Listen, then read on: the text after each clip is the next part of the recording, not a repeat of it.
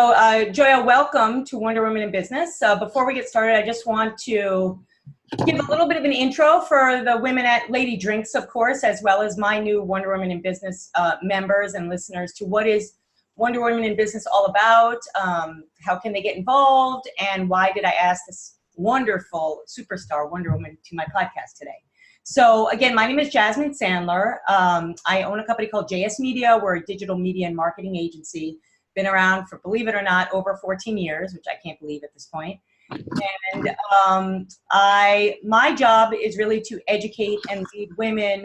But we work with both entrepreneurs and executives to help them build their brands and become thought leaders. And just shy of about 6 months ago, I had another podcast series called Uncover, and I was interviewing CEOs, men and women. And I found more of a demand and a need and explosion to actually support female entrepreneurs. So that is 100% my focus of my business, which is to interview really sharp, successful people like Joya and my other guests to steal their secrets and share their best practices about what they've done in their businesses to succeed and how that can help you. So that's Wonder Woman Business, and that's what we're all about.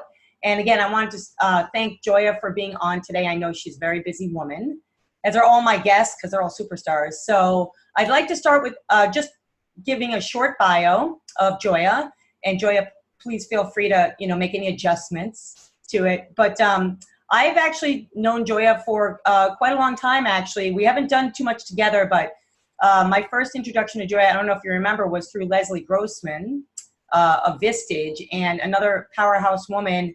And I remember that she introduced us and asked you to do a favor for me, and you helped me within like a week, and I was just astounded, just because I'm a woman in business, you helped me.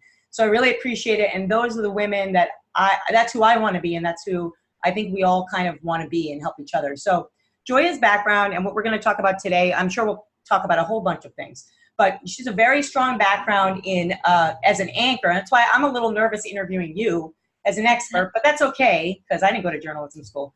But she's been an anchor and a producer in television, which I know is hard, and I know it's hard for women.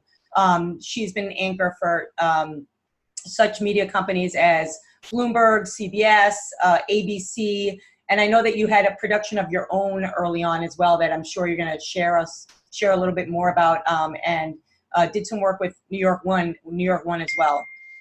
So I may have butchered that, but I know that about you.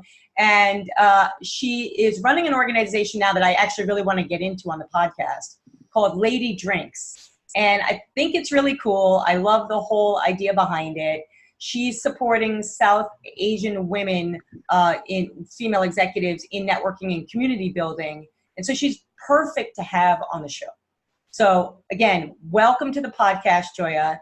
And if there's anything you want to amend to that bio, feel free. But I wanted to start off with the first question, which is about women in the media. So can you talk about why you went down that route? First of all, like what triggered you to go that way, and what it's been like, and maybe sharing anything that you can with aspiring women that want to get into the media. Well, Jasmine, thank you for having me on your show. I didn't actually remember that I had galvanized and helped you inside of a week, but that sounds like me. I was really impressed. I'm a responder, and that's something that I pride myself in. As far as the anchoring goes, I've known since I was 4 years old that I wanted to become a TV anchor. My father is an immigrant from Burma, and I think that he thought it was very patently American every single night to sit down at 6:30, turn on the TV, and learn about the world through Tom Brokaw on NBC Nightly News. And so this daily ritual was something that I participated in because I would sit with him, and I don't know that I quite understood everything that was going on, but the one thing that I would do is I would grab all the 8 by 10 pieces of paper I could find in 4-year-old hands in the house, spread them all over the coffee table, so I could mimic just how important and industrious Tom Brokaw looked. But I think that I tell that on pretext because that really informed very early what it is that I wanted to do in terms of my career. I think my mother, who otherwise didn't have much of a voice in a traditional Indian home, picked up on that, and she really nurtured my writing capabilities from a very young age. She was always scouring the newspapers in the morning for writing contests and essay contests and spelling contests to enter me into. And so I was very clear by the time that I was going to college that I was going to become a TV anchor. Now, this is a seminal moment in my life because I come from a traditional home, and my father was also very clear that if he was going to pay for my college education, that I was going to become a doctor. And so we have many similarities, Joya, but keep going. Yeah. And so, to make a very long story short, that was really a big breaking point for us. I ended up paying for college, paying for grad school, paying for every move around the country to come to New York and do what it is that I had set out to do when I was 4 years old. Wow. And so I guess the takeaway or the lesson or the learning from that is that if with sheer grit and persistence, you can achieve what you want. But the other layer, which is very important and also informs the work that I do today with LadyDrinks, is that in the absence of family, I installed some very strong men and some very strong women who believed in me and believed in my dream as my support system. So I did not get here alone. And I think that is probably one of my biggest mission statements with which I lead LadyDrinks today, is that I think you need to build that support system for yourself if it doesn't exist. Yeah, well, I love it. So I come from a family of doctors, and when I was 4, I saw a commercial on TV, and I said, that's what I want to do, not knowing that meant advertising. So isn't that interesting? Yeah. So, but being that it is a very brave field, and I think for women, did you come across any specific challenges you can share as a woman in the media? I mean, working with others, climbing up the ladder, anything that you want to share there? So the other layer that's worth sharing here is that I did something very specific, which is that I covered the financial markets from the floor of the New York Stock Exchange. So by virtue of that fact, I was surrounded by men all the time on the trading floor, interviewing CEOs. Every single person in my life, 9 times out of 10, was probably a male figure. So the other piece that's important to share is that I was always remote. So I was blissfully kind of exempt from a lot of the office politics that went on. And because there's a certain language that goes with delivering financial news, and you have to become quite facile with that in order to be able to tell it on television, that really offered me a lot of job security along the way. And I was able to really unless it was a super big breaking news story and there was a lot of legalities around it where I had to be very careful with what I said, I pretty much had a lot of license with what I was saying. I was writing my own scripts and I was also delivering them. Well, that's interesting in a different. It's about, I think what you're the lining here. I hear the summary here is that you have to be kind of creative and innovative on the way that you do your business. And I like that you said it's persistence and it's grit. So leading into that. The other important piece is that because I was interviewing male CEOs, those 15 minutes or that commercial break right before I was interviewing a CEO, and sometimes I only learned 30 seconds before that I was interviewing the opening or closing bell CEO. So that earpiece that I had with my producer very quickly bringing me up to speed on the mission of the interview, who the person was and the questions I needed to ask, really taught me to be able to think on my feet, but to always be very, very clear. And I think because I was in the presence of usually male CEOs, I think they respected that I'd done my due diligence and that I was a good interviewer. Oh, absolutely. I mean, you were put in a tough place and you succeeded, right? Mm-hmm. So, and I think that's a lesson that we talk about a lot. I don't know if you listen to the other episodes, but we talk a lot about as a woman in the face of doing business with men or just in the face of difficult challenges in business, about having that resolve and that confidence and the ability to think quickly and walk forward in a confident way, right? So talk to us a little bit about LadyDrinks. Why did you come up with it, and what is it all about, actually? Well, you mentioned that I was a producer. Just at the 2010 mark, I was looking back on my career, and I realized I didn't feel like I had a body of work that I could look back on and say I was proud. Business news, especially the daily grind of news, is just get it out, get it out, get it out. And you never really have time to stop and make anything beautiful. So I started a production company with a view to do exactly that, tell longer stories, have the time to revise, and be able to make things beautiful. And I had taken on a business partner at that time. And my business partner had started LadyDrinks in Toronto. It was a way post-recession for women in film and TV to network monthly and get jobs. So when she had moved to New York, when we went to City Hall to form our company, Greta said to me, could we host LadyDrinks in New York? It would be an exercise in business development because our projects, of course, needed to keep coming. Yeah. And so I said, sure.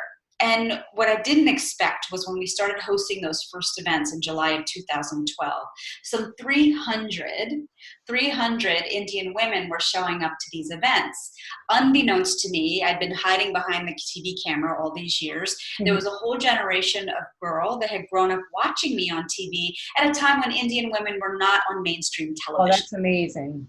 I love it. So it was a bit of a come to Jesus moment for me because I realized that whether I liked it or not, I was in a place of responsibility. Mm-hmm. I had always been sharing quite unapologetically that I had wanted the stream and made it for myself, and I didn't really care what anybody else thought. And I had no idea that anybody had been listening. So, that was when I made the decision that I was going to start connecting the dots.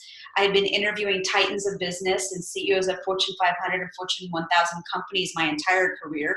Right. Why not start to take that dynamic from behind the television screen and bring it in front of a live audience that's hungry for this information and create these teaching moments? So today, LadyDrinks is 8 years old. It's an event-driven organization. The way that I built the listserv and aggregated all 1,800 women is by hosting events. A lot of them are fireside chats. For example, we've got the CEO of Vimeo in January. She's a South Asian woman. What a bonus to be able to share a story of somebody who's succeeded in a non-traditional career. That's amazing. And so what do the chats look like nowadays in terms of your frequency? Where are they held? Is there a specific place, or, are they hosted by companies? Talk a little bit about that. So I left my full-time job to run LadyDrinks full-time November of last year. Oh. The event can take on 3 different styles. So if it's a fireside chat, I will host them here at Luminary, which is a women's collaborative hub. That's where I work, and I believe you're a member as well. And a fireside chat is exactly that. There's 20 minutes of me really telling the story in conversation with whoever the subject is. I'm very intentional in usually choosing a minority role model, South Asian role model, if it's possible. So that's one bucket. The other bucket can be arts and culture. One of my favorite tours to do is to hire a docent and do a private tour of a major museum. The one that I've done at the Louvre, at the National Museum of Women in the Arts in DC, the Art Institute of Chicago, just on Friday in San Diego, was a tour of women-only artists. Because until the 20th century, women were not allowed to become artists, but there were a few that managed to leverage relationships, leverage sponsorships, and break through and become successful businesswomen. So finding a docent that's savvy in that topic and telling those stories is really interesting to me. And that's something I've been able to replicate in any major city that has a major museum. The third bucket of events is my annual Extreme Sports Challenge. I love pushing women so far outside of their comfort zone to discover what else is possible for them. So last year we did a skydiving challenge where 7 women jumped out of a perfectly good. This year we did trapeze school on the West Side Highway, and next year I'm planning zip lining. But it's a metaphor. I'm really, again, I want to see what else is possible for you. I want to know what else is possible for me. And so hosting events like this really kind of pushes you to that edge, my hope anyway. Wow. Well, I'm glad that you didn't call me about the skydiving. Anything else? I used to own an extreme sports marketing agency, so we could talk on the side about that. When I greenlit that event, I was curious to see who would show up, and by the end, I had 7 women. I was pretty happy about that. No, honestly, that's great. So, as far as the population of South Asian women, is there more of a concentration in different cities? Do they tend to focus in on specific industries? Can you talk about that population a little bit? Sure. So back in 2000, the population of just South Asians in general, it's tougher to have really specific data around South Asian women professionals, but just South Asians as a population in the United States in the year 2000 numbered 3.8 million. And as of the last census data that I have here, and I just dug it up because I knew that we were going to be talking about this, but as of the last census data, there are now 4,600,000 4.3 million South Asians living in the United States. And the top two fields that most people occupy are either technology or medical. Or medical? Medical. Right, I mean, it makes sense. And so it's only about 3% of the population, Asians in general, or maybe 3 to 4% of the US population. And I think by the year 2025 and by the year 2050, we're expected to jump up to 9% of the population. You know what just struck me is this topic of inclusion. So I'm going to get right into it. Mm-hmm. Generally with my guests, I talk about inclusion from the point of, because I've interviewed great women from corporations leading D&I. I've interviewed women that have come primarily from finance and D&I and now are doing something entrepreneurial. But you're actually a little bit different, which is interesting to me in terms of when I talk to them about inclusion, it's primarily about men and women. But I'm wondering from your standpoint, because you're serving a very specific segment of women. I'm wondering about how you see inclusion between women of different cultures and races and how you've seen that work in business or maybe through your events. Any short stories you want to share? Because that's just an interesting topic that no one really talks about, honestly. I was recently at a biopharma company hosting a half-day workshop, and the workshop was really about assertiveness in the workplace, and the employee resource group that I was speaking to was the Asian American Pacific Islander resource group. And the topic that we wanted to address is that our cultural mores, the ethos with which we are raised, is that we're supposed to be submissive, we're supposed to be deferential, we're not supposed to be asking for what we want, and if we do, we're considered brazen.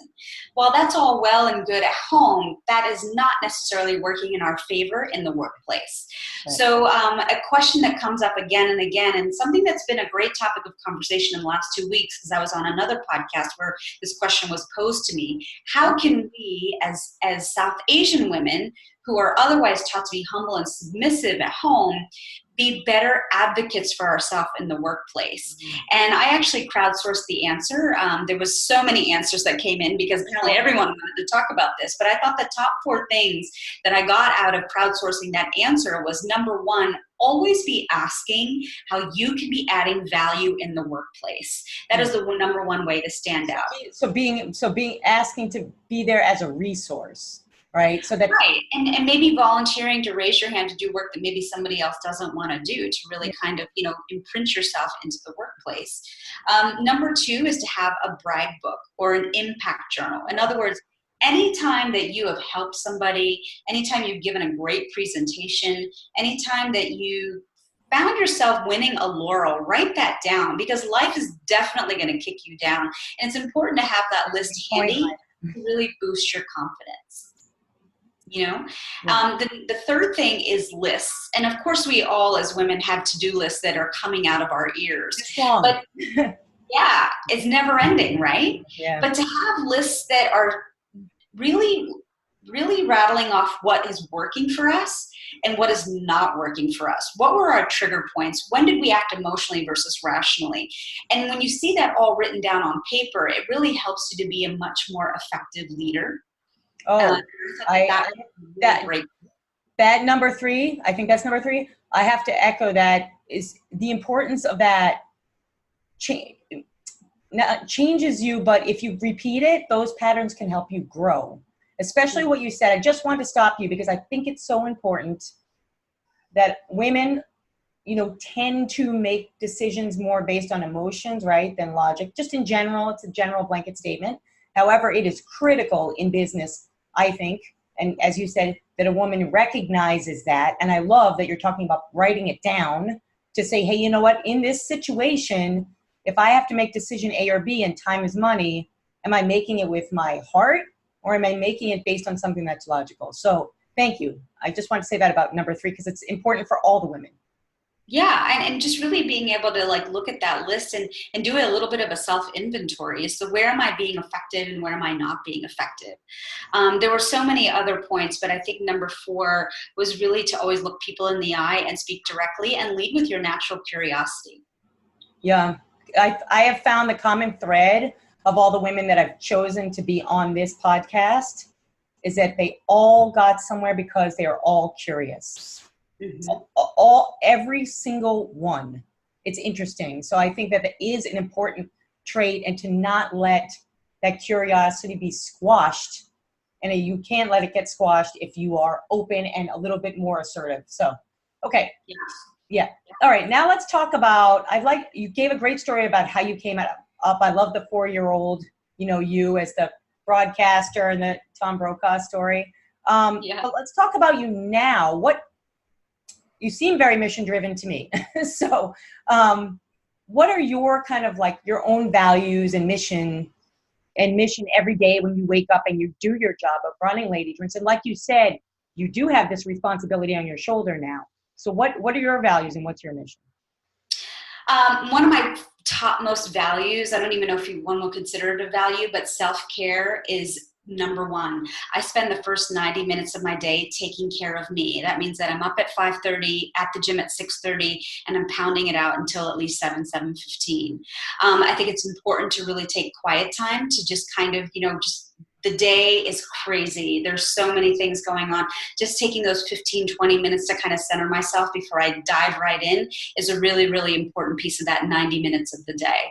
As far as my other values go, I'm a big believer in responding. I'm a responder, as we talked about earlier. In a bigger way, I believe in showing up and following up. So if I've given you my word that I'm going to do something, I'm going to follow through and I'm going to do that. And I really, really respect and value that in other people and seeing that kind of follow through. I'm a time Nazi. I believe in having respect for my own time and respect for other people's time. So if I tell you I'm going to be someplace at 8, I'm going to be there by 7:50.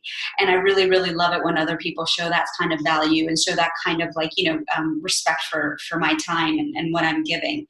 I think one of my other core values is to really speak up. I mean, I just don't think that you ever achieve anything by bottling it up, but being able to speak up with a level of grace. And I'm a work in progress with that for sure. But I think that one of my value systems is every day, how can I make sure I'm speaking up if I'm not okay with something, but making sure that I'm doing it in a nice way. In business, I've learned that you've just got to always be nice. You never know when you're going to meet somebody again. Well, I agree with you on all those, especially the second to last. So the one about when you say you're going to do something, do it. I think in this day and age, it's easier. That's the easiest thing and the simplest thing you can do to be more successful than anyone else, because a lot of people fail to see the importance of that. So I think that your values are spot on, especially if you're in a leadership role, right? And it's important for me to surround myself with people that also espouse those values. I think that that's part of, winning is making sure that I'm around people that also follow through on their word and are, respectful of time and all the other things that I mentioned. Yeah. Okay. So question for you, for the audience really is, if a woman in the audience, there's a lot of creative women that I surround myself with. I'm a creative person. So for the women that want to get involved in in a creative field, like you mentioned, TV, I think is a creative field, production, media. Any tips to give women that are interested in TV, film, media, about getting started, or resources that you can talk about for them? Yeah, I mean, TV has changed so much since I first started in 1999. And so, every day I have somebody ask me, how can I get more media? How could I, get on television? And the thing that I always come back with is, every single tool that you need to be able to develop yourself as a thought leader is now available to you at your fingertips. Right. You could start a YouTube channel and commit to posting every single day, both in writing and in video, on one topic that you are an expert on. And if you can demonstrate that you have developed a following as a result of that, the media will come and find you. That's how Justin Bieber was found. That is how Marie Forleo got started. I had, the privilege of hearing her on Monday. There's a fellow that I follow on YouTube called Jake Ducey, who talks a lot about mindset and building an abundance mindset. Same thing. It was just him and his iPhone, and he just committed to posting every single day. Gary Vaynerchuk took his father's wine and liquor store in New Jersey from a couple $1 million business to a $60 million business by posting every single day about wine.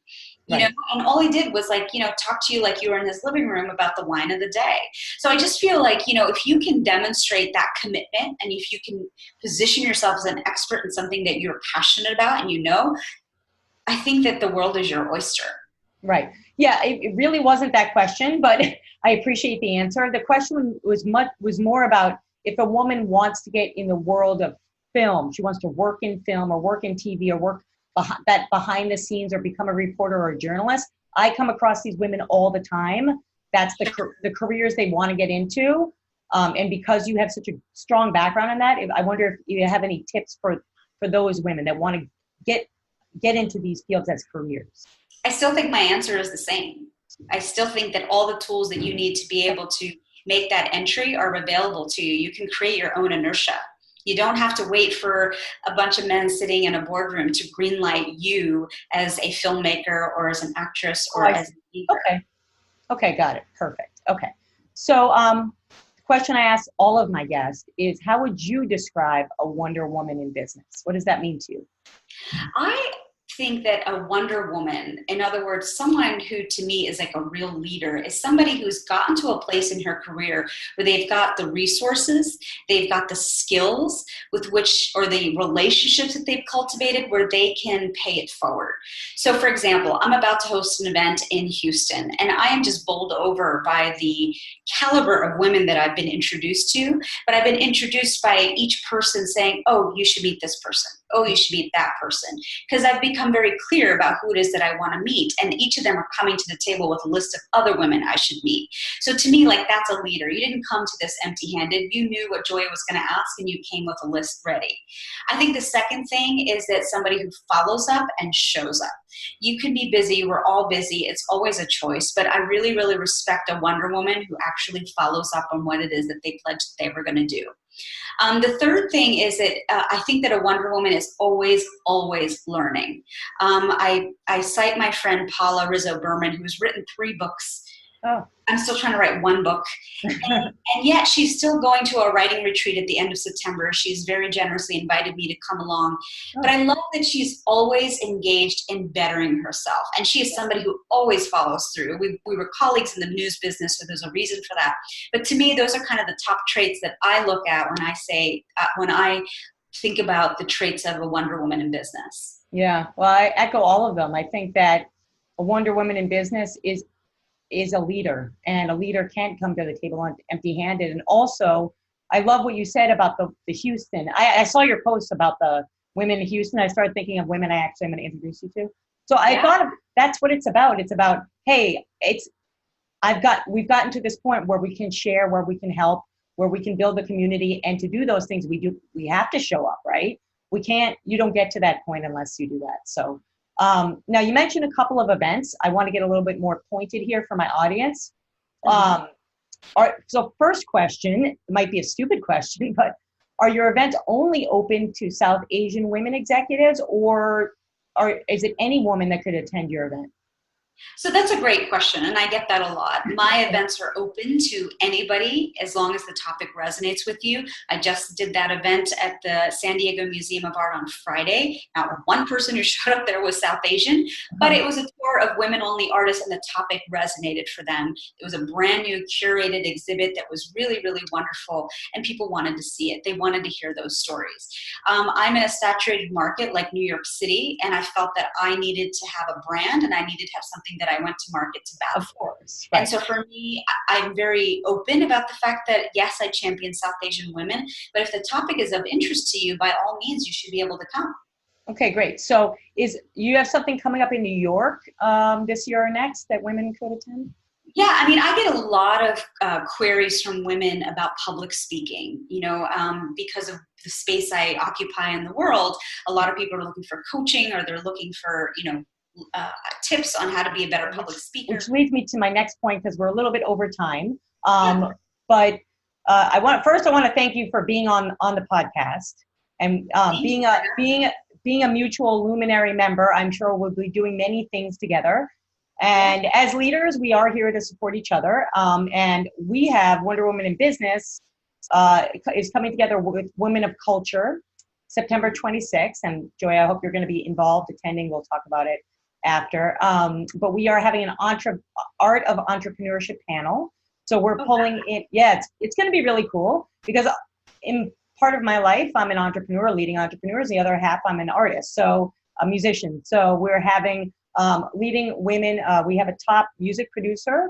We have Princess Lockerloo. I don't know if you know her, but she was on So You Think You Can Dance, which is going to be really cool. And we have a couple other leading women in visual arts and in film. So that panel, I am hoping the intention is to bring together Wonder Women in a way that they can network, but they can learn from each other. And I hope it sparks and ignites a conversation about the convergence and the commonalities between being an artist and being an entrepreneur. And as you said at the top of this show, it is about being innovative, creative, persistent, and grit. And I think all of those character traits come together on both sides. So, so with that, again, I want to thank you, Joya, for being on the show. For anyone that's on, we are going to be editing this, of course, and making this available on all the Wonder Women in Business channels. So I hope that you watch it again and you share it with other Wonder Women. So thank you. Thank you for having me, Jasmine. We're going to meet up very soon. You got it. Okay. Take care, everyone. Bye. Bye.